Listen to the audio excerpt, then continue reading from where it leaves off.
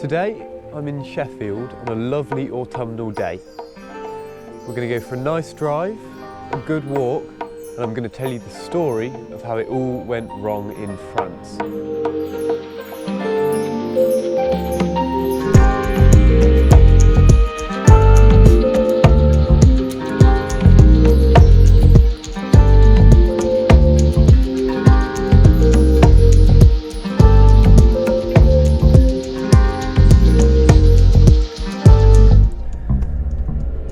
So this story starts where the last one ended, in Beaulieu, which translates as beautiful place, and by sure it was.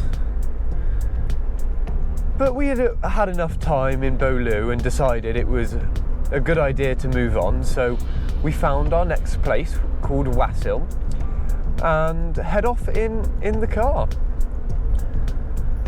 We started making our way down the road, and a horrendous noise came from the bonnet, a gurgling noise, a boiling noise. And that can only mean one thing: the coolant, the water in the engine has gone way too hot. So we pulled over, let it cool down, and then limped our way to Wassil, where we spent the night. The next morning, I woke up and checked the coolant tank, which was completely empty.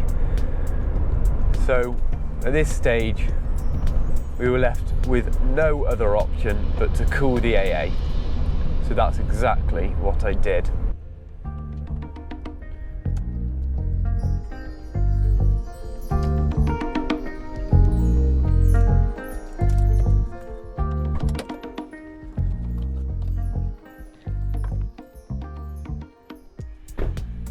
And very kindly, an AA man showed up and he took us to what I can only describe as a car graveyard.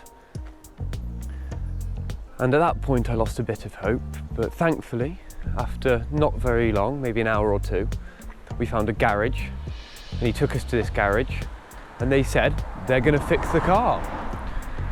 AA booked us a hotel in Rouen, so we whisked away in a taxi and thought things will be getting better from there. But alas, that was not it. In Rouen, I got a phone call from the AA saying, "We're sorry mate, you're no longer covered, you're on your own." And further from that, I got a call from the mechanic going, "You've blown your head gasket. We can't fix that in France." So I was all out of options. So what I decided to do was call upon many a French mechanic, and I got some very amusing responses.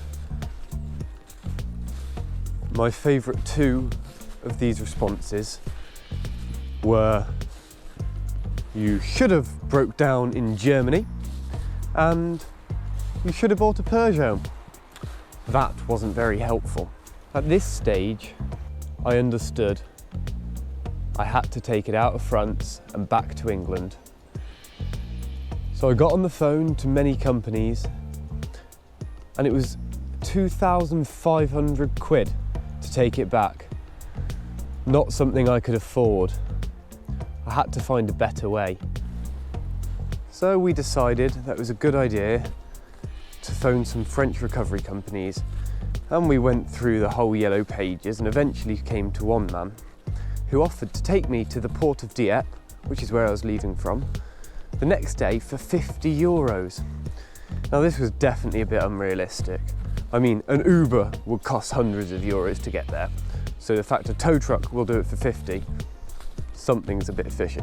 Now we asked this man for confirmation, and his response was, yes, I confirm, I'll be there." So with no other real option, I said, "Okay, I'll see you tomorrow at the mechanic." So the next day, I get my COVID test in Rouen, which, may I add, was the most beautiful pharmacy I've seen, opposite the Notre Dame.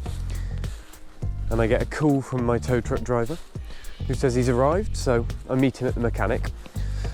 And I ask him to confirm his €50 fee. To which he turns to me and says, yes, €50 to Dieppe Hotel. Now I'm not going to Dieppe Hotel, I'm going to Dieppe Port, so I know there's something going on. But we talk for a little while. He doesn't speak any English and I don't really speak any French. So we communicate in some way or another and agree on a €300 fee. So at this stage, we get in the cab of his tow truck and we start driving. And I see the signs to Dieppe, and I see he's not going in that direction.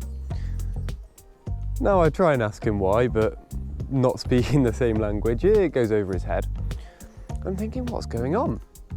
And it turns out he was driving to fill up with some petrol and get the €300 out.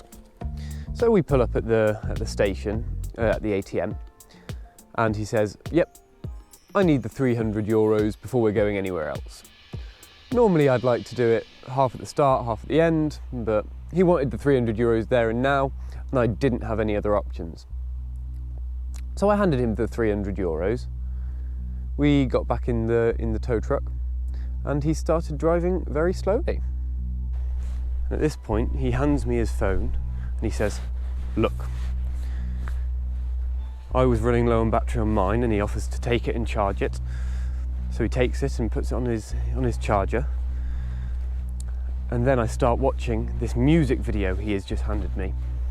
It was a French rap music video where the content was a man going a bit crazy and being sedated. And it was quite disconcerting considering I'd handed him €300, my phone, and we'd started driving in the wrong direction, not speaking any language of each other. And now I'm watching a video of a man being sedated.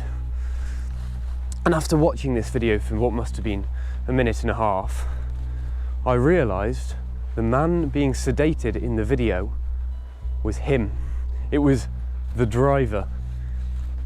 And at first it worried me more. I thought, oh gosh, why is he being sedated? And then I realised he was just showing off that he was in a music video. And all credit to him, it was good fun. After a good time driving, we make it to the port of Dieppe, where turning up on the back of a tow truck seemed to cause a bit of a commotion.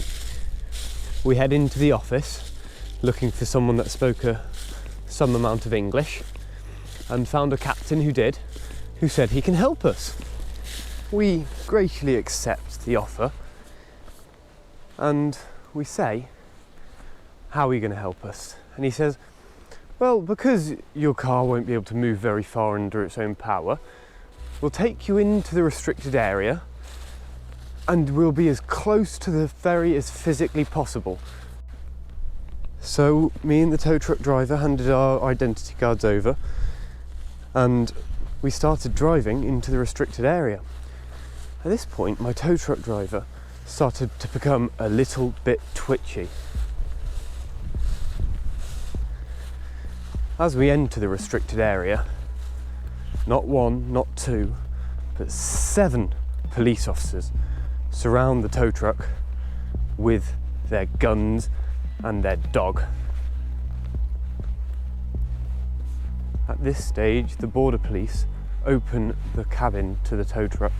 They ask the driver to get out and the dog jumps in, and then it just sits there. Next to me, it just sits there. Now, I'm not sure what this means when it comes to border dogs, but I know it can't be good.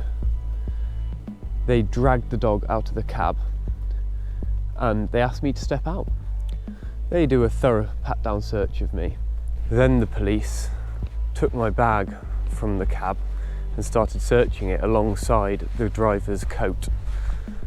Now, I'm feeling a bit nervous because I don't want to go to a French prison. Not if I can help it. Thankfully, there was nothing to be found, so they went to start searching the car. And boy, did this take a while. They made me stand still with their hand on the gun and looking me dead in the eyes for about half an hour. Any flinch I'd make, this policewoman would put up her hand to my chest and say, "Don't move anywhere." It was all a bit threatening. After half an hour, there was a massive queue of lorries behind us, so they moved us to a big grey room. In the middle of this big grey room, there was a chair, and they instructed me to sit down on it. And I asked if I could call my mum to let her know that I'd arrived safely at the port. And they said, "No, don't go for anything." And then they spent the next hour and a half tearing my car down. They broke the blinds, the switches, all sorts. All the while, I was sat in the middle of a chair with two stern-looking police officers with their hands on their guns looking right at me.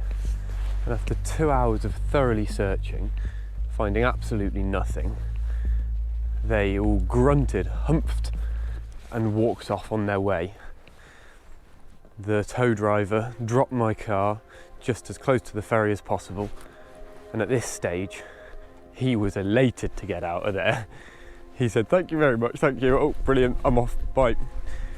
So that now I was just waiting for the ferry. And as if it wasn't bad enough, the ticket collector said to me, before the ferry arrived, "We're not going to let you on that ferry. Because the car's broken, you're just going to be broken down in England instead. Unless you can have someone that will pick you up in England, in Newhaven on the port, we're not letting you on the ferry."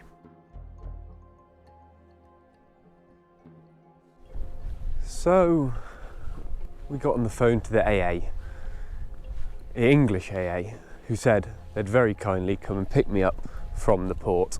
Eventually the ferry arrived and took us on the long ride back to Newhaven, where there was my first AA man who came to pick me up. Now I say the first because after that there were 3 more drivers taking me a little bit further north due to their cap in mileage.